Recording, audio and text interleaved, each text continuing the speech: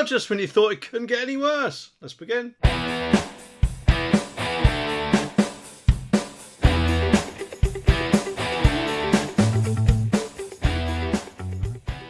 Well, apparently students ready to embrace the luxury of their new digs in Huddersfield, only to find out that their dreamy student block has been commandeered by none other than the Home Office to host, wait for it, migrants. Yes, that's right. Even students can't get a break. And if you think about it, it's kind of like signing up to a gourmet meal at a fancy restaurant, only then of course just to have the chef run off with your plate just as you're about to take a bite.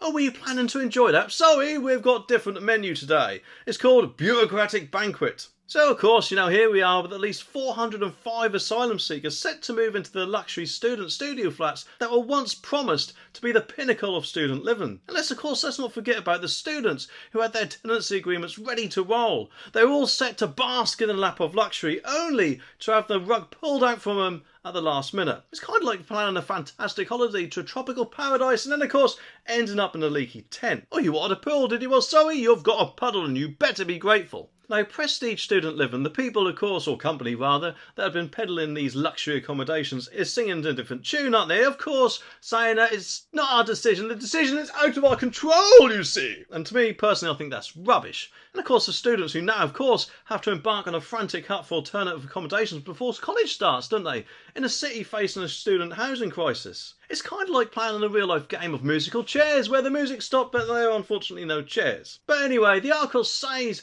that a student has told of her huge stress of having to scramble to find a new accommodation after her luxury student block in Huddersfield. She said she had lined up was taken over by the Home Office to accommodate migrants.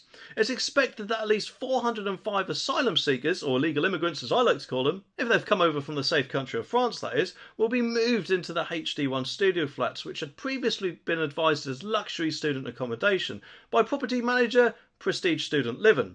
168 students had signed tenancy agreements which were due to begin in September, with some being carried over from the previous academic year, so they were already living there. They will now be, of course, forced to leave or scramble to find alternative accommodations just weeks before they are due to move in. Ellie Robinson, one of the students who had been planning to move in, said, "It's hugely stressful. I had to find somewhere else to live in just a few weeks. It was a kick in the teeth." Well, personally, I think it's a kick somewhere else. But anyway, Mrs. Robinson from Thurston, North Yorkshire, told Mail Online, "I was really gutted because I wanted to move into this place so much. It looked really nice and it didn't feel like student accommodation. It was more expensive, but I really wanted to stay there." And of course comes as warnings of student accommodation shortages in cities including Huddersfield, with charity Unipool expecting the problems to worsen. But of course, Prestige Student Living confirmed to LBC earlier in a statement the landlord for HD1 informed them that the building will not be opening to students in September.